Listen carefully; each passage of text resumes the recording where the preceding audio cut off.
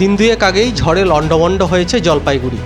খবর পাওয়া মাত্রই রাতে কলকাতা থেকে সেখানে চলে যান রাজ্যের মুখ্যমন্ত্রী মমতা বন্দ্যোপাধ্যায়। ক্ষতিগ্রস্ত এলাকা ঘুরে দেখেন, কথা বলেন ঝড়ে বিধ্বস্ত পরিবারগুলির সঙ্গে। সরকারি সাহায্যের আশ্বাসও দেন মুখ্যমন্ত্রী। তিনি জানান আগামী কয়েকদিন উত্তরবঙ্গেই থাকবেন। বুধবার জলপাইগুড়ির চালসা এলাকায় জনসংযোগে বেরিয়েছিলেন মমতা বন্দ্যোপাধ্যায়। সেখানকার একটি চা বাগান ঘুরে দেখার পাশাপাশি তিনি বাগান শ্রমিকদের সঙ্গেও কথা বলেন। তাদের অভাব অভিযোগ শোনেন মুখ্যমন্ত্রী। সেই ফাঁকেই দুপুরবেলা একটি চায়ের দোকানে সদল বলে ঢুকে পড়েন তিনি। সকলের জন্য চা বানাতে বলেন দোকানদারকে, তারপর নিজেই চা বানানোর কাজে হাত লাগান। মুখ্যমন্ত্রীকে কাছে পেয়ে আপ্লুত হয়ে পড়েন গ্রামবাসীরাও। সেই সঙ্গে রাস্তা, পানীয় জল সংক্রান্ত নানা সমস্যার কথা গ্রামবাসীরা মমতাকে জানান।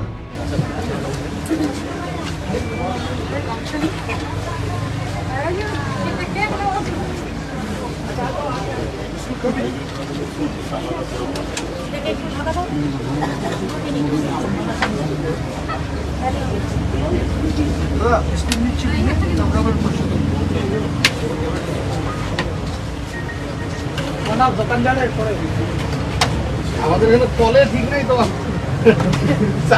এই যে খাবে কোন ফল উঠে দিয়ে দাও যাদের কিনে পেয়েছে। আর কি বিস্কুট খাবি? অরু বিস্কুট আর দিয়ে কোন ফল দিয়ে উঠে পেয়েছে। খাইছি এই যে আছে খাবি? শুনে নে এই যে করে নে। 4টে 5টা। আপনার কি রমজান আছে? রমজান? হ্যাঁ রমজান। রোজা আছে? আপনারা তো খেতে পাবেন। আমরা পাবো। হ্যাঁ ওদের 3-4 দিন আছে এখন পাবেন। আমাদের দেন। 9 তারিখ কেন্দ্রীয় বঞ্চনার কথা বলেও সমস্যা সমাধানের আশ্বাস দেন তিনি। এরপর সাংবাদিকদের মমতা জানান, এখন নির্বাচনী আচরণবিধি রয়েছে, তবে দ্রুত সমস্যা সমাধান করা হবে বলেও গ্রামবাসীদের আশ্বাস দেন তিনি। মাথা ভাঙা করে আমি মালবাজারে এখানে মিটিং আছে আমার। তারপরে পরশুদিন আবার মনে হয় আমার মিটিং আছে জলপাইগুড়ি, আলিপুরদুয়ার।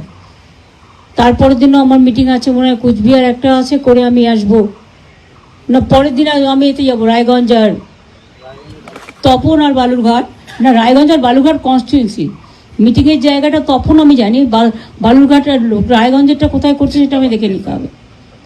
হেমদাবাদ।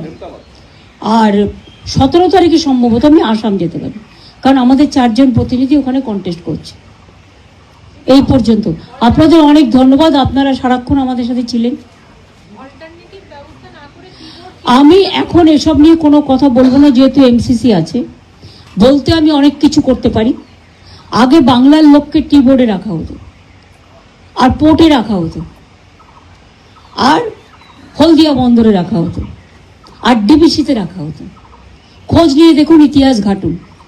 এখন আমাদের কাউকে রাখা হয় না।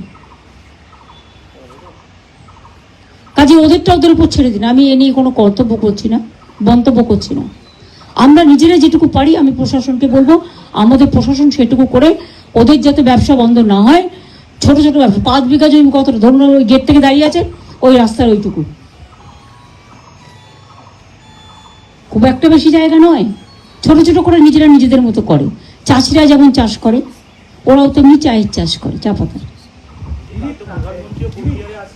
আসতেই পারেন, প্রত্যেক রাজনৈতিক দলের তার নিজস্ব অধিকার আছে। এটা নিয়ে আমায় কোশ্চেন করছেন কেন? ইলেকশনের সময় সব রাজনৈতিক দল তাদের প্রোগ্রাম করতে পারে।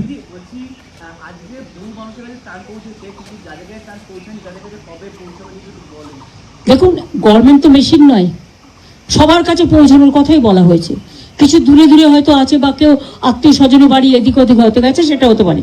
কিন্তু instruction clear, disaster is disaster, it is for all. যারা এফেক্টেড হয়েছে সবাই কোনোভাবে বঞ্চিত হবে না। শুধু বাড়ির ব্যাপারটায় আমরা ইলেকশন কমিশনকে লিখেছি ইমিডিয়েট পারমিশন দেওয়ার জন্য, যাতে বাড়িঘরগুলো তৈরি করা যেতে পারে। অতীতেও রাজ্যের বিভিন্ন প্রান্তে জনসংযোগে বেরিয়ে সাধারণ মানুষের সঙ্গে মিশতে দেখা গিয়েছে মমতাকে। একেবারে ঘরের মেয়ের মতোই গ্রামবাসীদের বাড়িতে বসে গল্প করেছেন তিনি। রান্নাঘরে ঢুকে রান্নার কাজেও হাত লাগাতে দেখা গিয়েছে মুখ্যমন্ত্রীকে। হেঁটে হেঁটে গ্রাম ঘুরেছেন, চা খেয়েছেন গ্রামবাসীদের বাড়িতে। ব্যুরো রিপোর্ট, দিন দর্পণ।